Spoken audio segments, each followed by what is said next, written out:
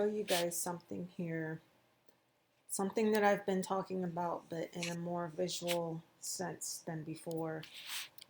So you have here Virginia and West Virginia. Now think back to the 1700s, after the Articles of Confederation were written, and before the Constitution was written, or just after the Constitution was written. So each state, even though they were part of the Articles of Confederation and they were free, sovereign, and independent, they had to, as joining the Union, cede some lands to the United States so that the United States could regulate those lands for military purposes in order to defend the country. And so in the Articles of Confederation, you had a Congress of the United States of America, and under the Constitution, you had a Congress of the United States. And we see that in the preamble of the Constitution, where it says the United States works for the United States of America. And so you have a Congress of the United States and a Congress of the United States of America, both working at the same time. One was for the independent states, which was the United States of America, and one was for the dependent states, which was the United States. The Constitution regulates the dependent states under the Congress of the United States, and it does it for the benefit of the independent states under the Articles of Confederation called the United States of America, which has a Congress of the United States of America. So when Virginia joined the Union, at first the United States rejected its offer to the lands that it wanted to give up to the United States for the erection of forts.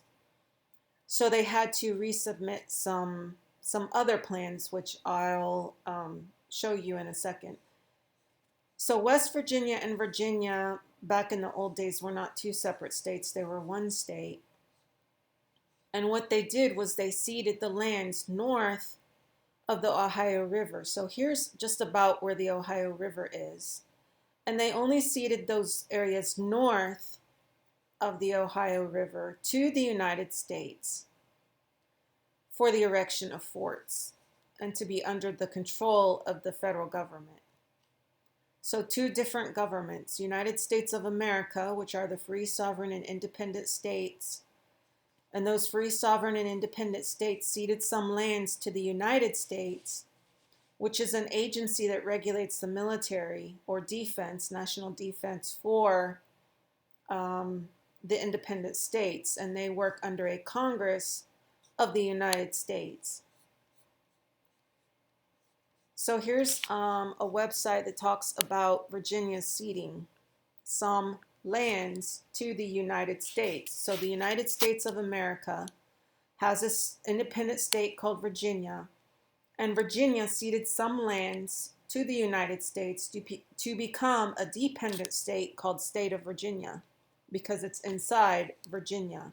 So it's a dependent state inside of an independent state. Those dependent states are where the forts are, the posts. And those are the areas which the federal government, United States, has authority. On January 2nd, 1781, Virginia offered to cede her northwestern lands, but attached conditions unacceptable to Congress. So it's talking about either or, it's Congress or the other Congress, probably United States, so the federal Congress. So the United States of America, Virginia, ceded some lands to the United States, but the Congress of the United States didn't accept it. So December 20th, 1783, the Virginia legislature modified its position and passed the Virginia Act of Cession.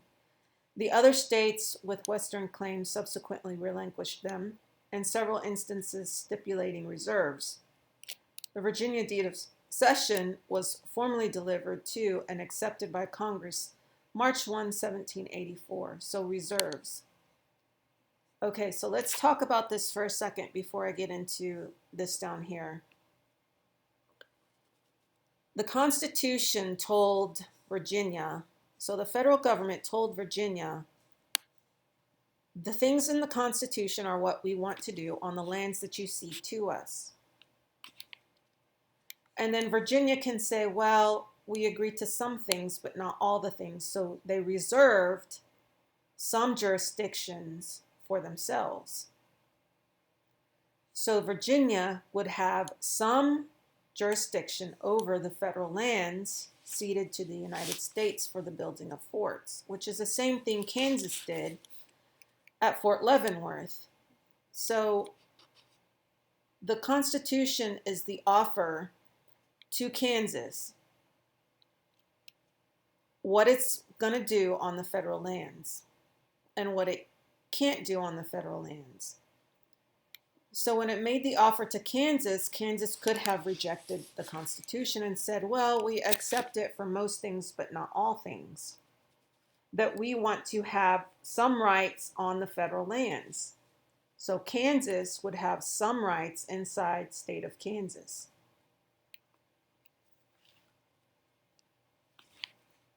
And that's, every state had the right to do that. So the entire state is not taken over by the federal government. Only the portions of land used for forts were ceded to the federal government, and even then, some states reserved some rights on those forts. For example, the right to send their sheriffs onto the fort to arrest someone who committed a crime off the fort. So if a military person goes off the fort, commits a crime, Kansas may have ceded its right to go onto the fort and arrest that person, whereas some states give up that right and just simply send a summons or a warrant to the MPs on the federal lands and ask the MPs to arrest the person. And there's a lot more to it, but for simplicity's sake, I'll just leave it at that. To all those who see these presents, we, Thomas Jefferson, Samuel Hardy, Arthur Lee, James Monroe, the underwritten delegates for the Commonwealth of Virginia and the Congress of the United States of America. In the Congress of the United States of America. So the Congress of the United States of America is for a free, sovereign, and independent state under the Articles of Confederation. A Congress of the United States is for the federal areas ceded to the federal government for the purposes of erecting forts. They send their greeting. Whereas the General Assembly of the Commonwealth of Virginia, at their sessions begun on the 20th day of October, 1783, passed an act entitled, An Act to Authorize the Delegates of the State in Congress to convey to the United States and Congress assembled all the right of this Commonwealth to the territory northwest of the River Ohio. So it's saying that the free, sovereign, and independent state Virginia ceded some lands to the federal government, which was the territory northwest of the River Ohio, to the United States and Congress assembled. So Virginia of the United States of America and Congress assembled ceded some lands according to the Constitution to the United States and Congress assembled federal government for the erection of forts, according to the dictates of the Constitution, the regulation of the land and naval forces. Okay, and that's it. So you have Virginia under the Articles of Confederation, and then you have it erected, or it ceded some lands to the United States and Congress assembled, the federal government, for defense purposes, for the erection of forts, and those forts are the areas to which the federal government has control.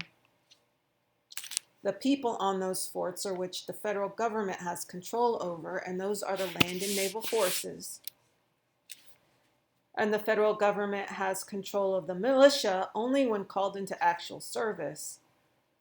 The militia is comprised of the people of Virginia, the free, sovereign, and independent state under the Articles of Confederation, who are private people, who have private lands and private property and a private status, but who join the militia to help the land and naval forces of the Union defend the country. And they are organized by, regulated by, and ordered by the president as the commander-in-chief of the United States. Now you notice that the president in Article 2 is President of the United States of America, and he is president as commander-in-chief of the United States Land and Naval Forces. 2 places. He's executive of the Articles of Confederation, and he's not been doing his job because he has not been ensuring that the laws are faithfully executed for the United States of America. He's only acting as a dictator under the powers of the federal government as the president, commander-in-chief of the United States Land and Naval Forces. So they've just basically tossed the Articles of Confederation aside, even though the Constitution was an amendment to specifically Article 1 and Article 8 of the Articles of Confederation to enhance and more clearly state what the federal government was supposed to do and where they were supposed to do it, which was to regulate the lands ceded to the United States federal government and Congress assembled for the erection of forts, arsenals, dockyards, and needful buildings, and to regulate the land and naval forces and the militia when called into actual service for the defense of the United States of America. And all you have to do is read the one sentence at the very beginning of the Constitution called the Preamble. And it says, the United States and its representatives work for the United States of America.